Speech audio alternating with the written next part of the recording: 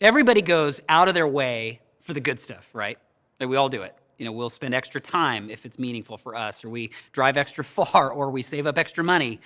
You might be one of those people who waits in line to get the latest Xbox, or maybe you're one of those people who pays $18 for a burger that has gold flakes in it. Maybe you'll just drive a little further for your favorite hike, or maybe it's just getting another cat when everybody tells you to stop adopting cats, Michelle. No, we'll go out of our way for our little mini adventures or the little doses of fun that spice up our lives. Of course we will. And by the way, every strata does this. I've seen makeshift movie theaters in the Kibera slums of Nairobi, and money and resources that we could all make a case could have been used on medicine or food or shoes, and it was spent on a DVD player and an extension cable to get just a little extra space for people to watch movies together because it was important for them. Question I have today is, why do we do this? And I think it's one of the best parts of feeling alive. The thrill, the laughter, the good vibes, right? Pleasure, fun, maybe even at times ecstasy. But you ever feel like your senses are starting to become a little dulled? Some of you are absolutely having a blast, but you are completely starved of happiness. Some of you, the thrill is gone, but you're still paying for it. Welcome to all of the Echo campuses today and those who are watching online. This series is all about confronting the myth of more. My name's Joseph. I'm Joseph Barkley, and I'm floored that I get to speak to you. Pastor Andy has been a friend and a mentor of mine for the last few years.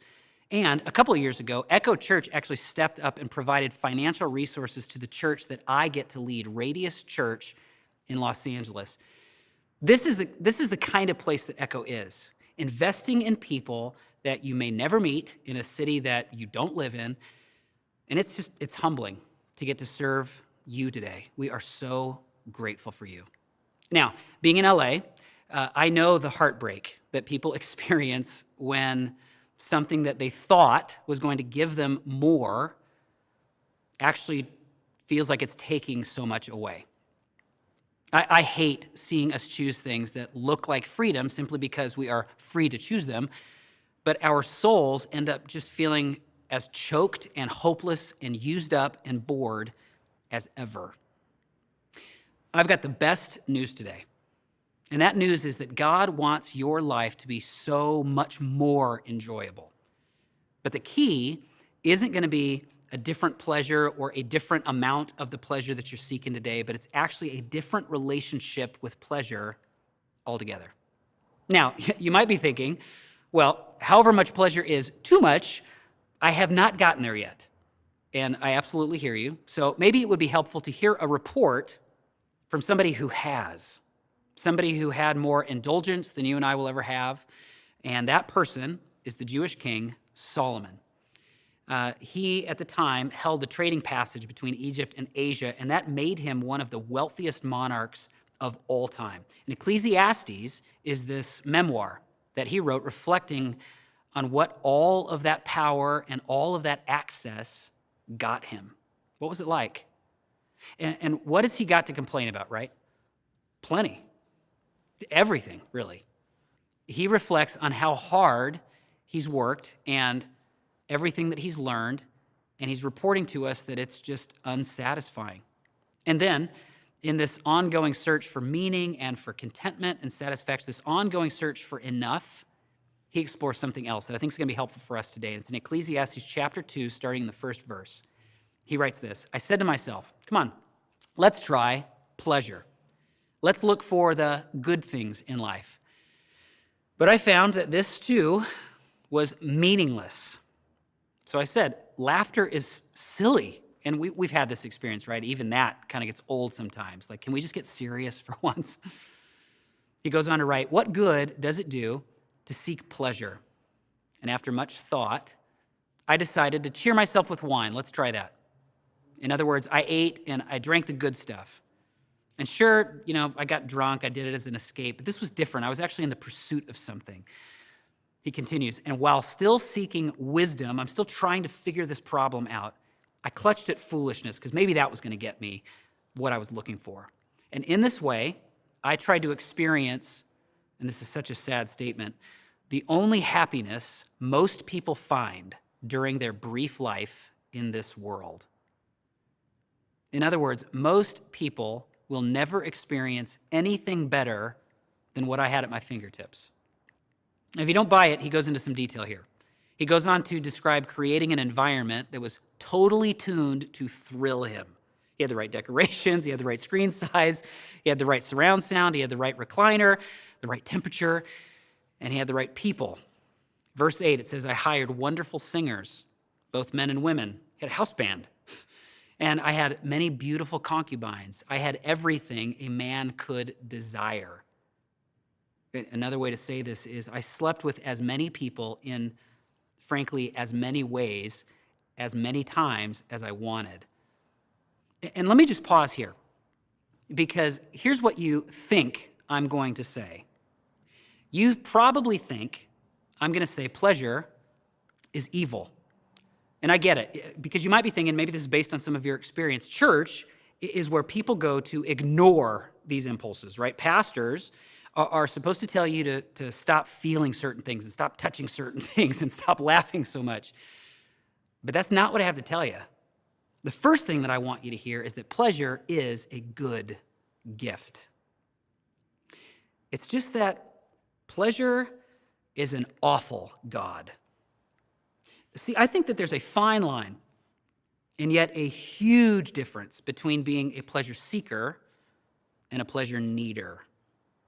So, from his perspective, someone who has done more than you'll ever do and lost more than you'll ever buy and been with more lovers than you could ever fantasize about, here's the bottom line. To save you time, to save you money, to save you disappointment, to save you heartbreak, verse 10, anything I wanted, I would take. I denied myself no pleasure. But listen, it was all so meaningless, like chasing the wind. There was nothing really worthwhile anywhere. And that's that futile metaphor that he uses throughout this memoir, chasing pleasure. And chasing pleasure like it was going to finally fulfill me was as productive as chasing the wind, thinking that one day you're actually going to catch it. Ever have one amazing encounter or one night of insane fun, or you experience some high, only to feel like the thrill is immediately decaying? You know, let's look at other people's lives. How many more affairs do we need to see from people who are married to gorgeous people?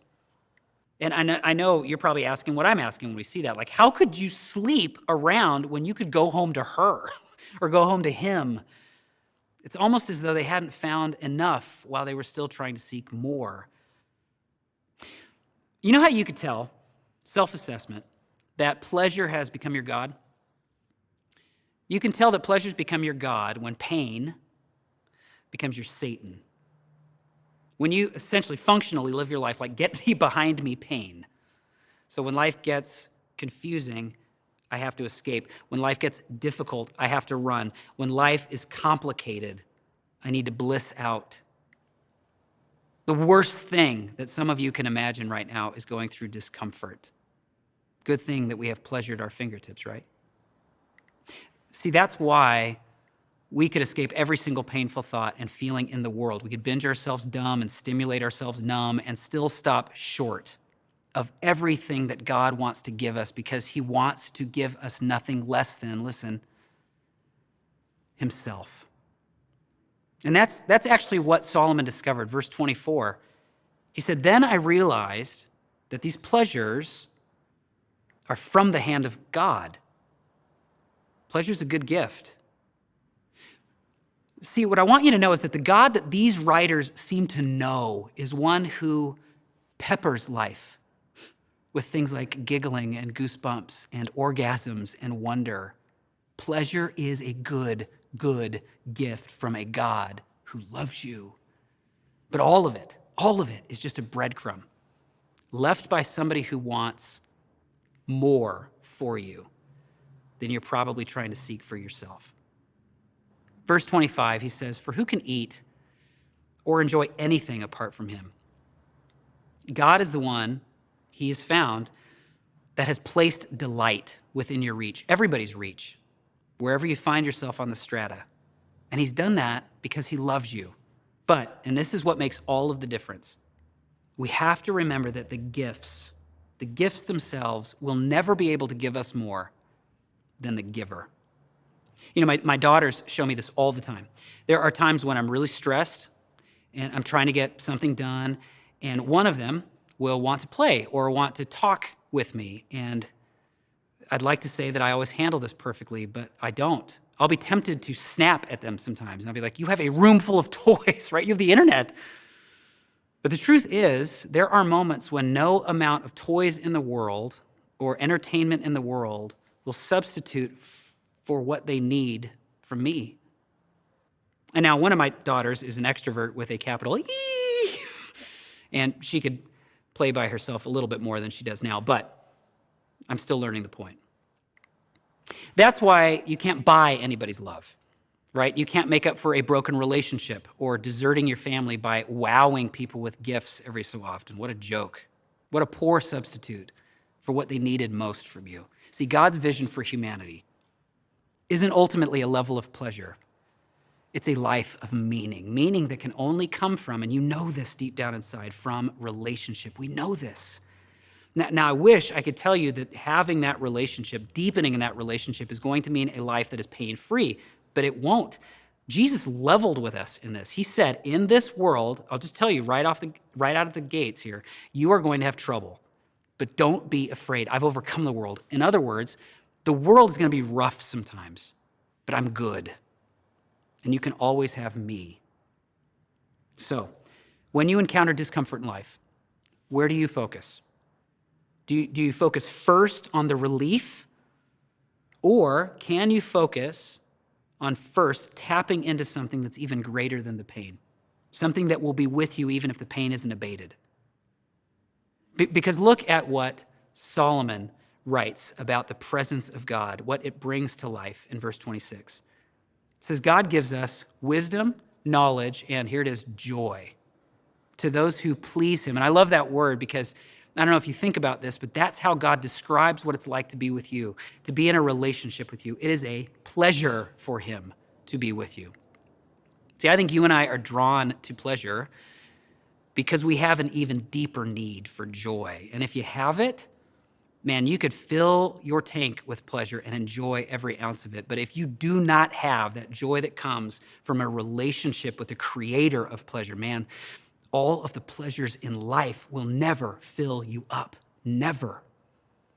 You can't drink enough to fill it. You can't dance enough to fill it. You can't hobby enough to fill it. You can't entertain yourself enough to fill it. You can't hook up enough to fill it. You can't zone out enough to fill it. And can I just point out, just as a little aside, one last little thing that I notice in Solomon's memoir, that last sentence that we just read. Notice that he said that God doesn't just bring joy in this relationship. He also brings wisdom and knowledge. And I love that as he's talking about pleasure, because it reminds me of the experience I have when I experience something pleasurable with an expert, a connoisseur of that thing. People who can slow down and point out all of the flavors and the best options. It's like they get so much more out of so little. You know, the people that can point out the nuances of the botany around you, and you get so much more out of walking through a garden. Like, you've got to try this.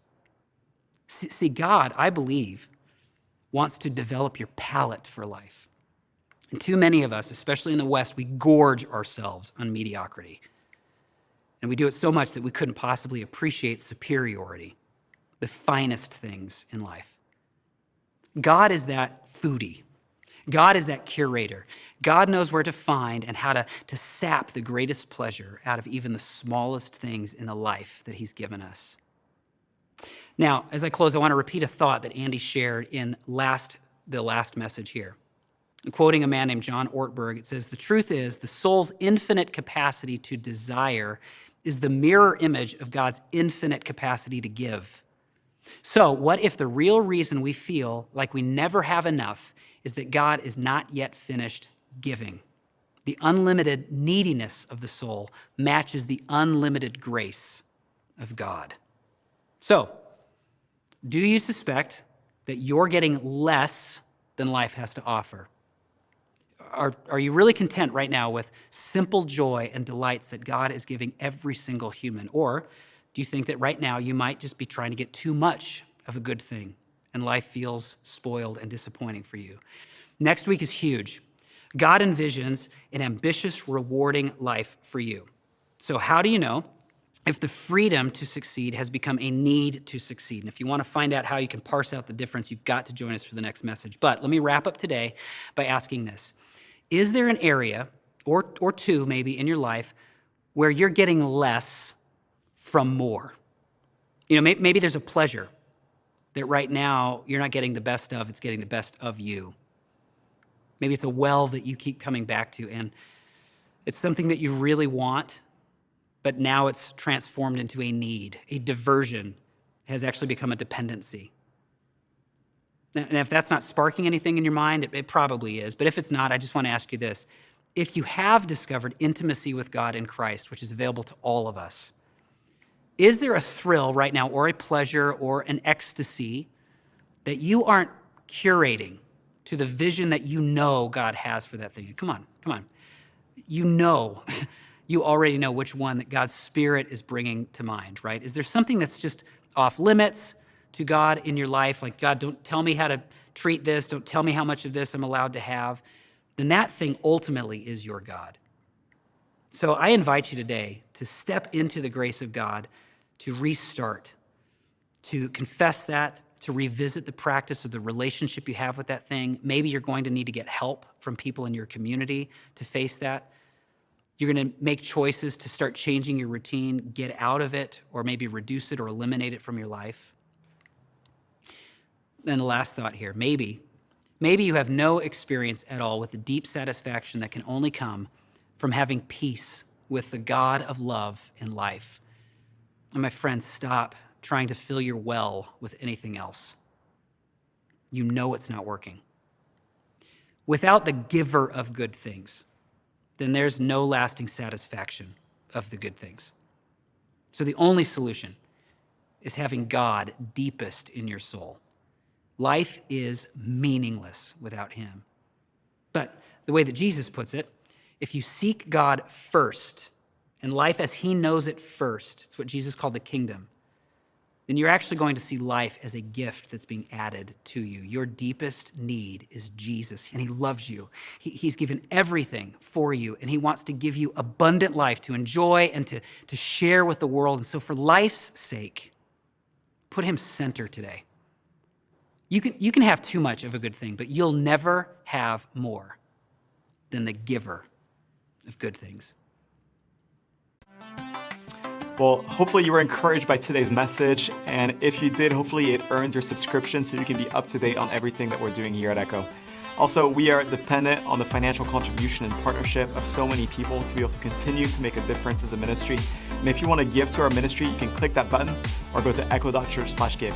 Thanks so much. We'll see you on the next one.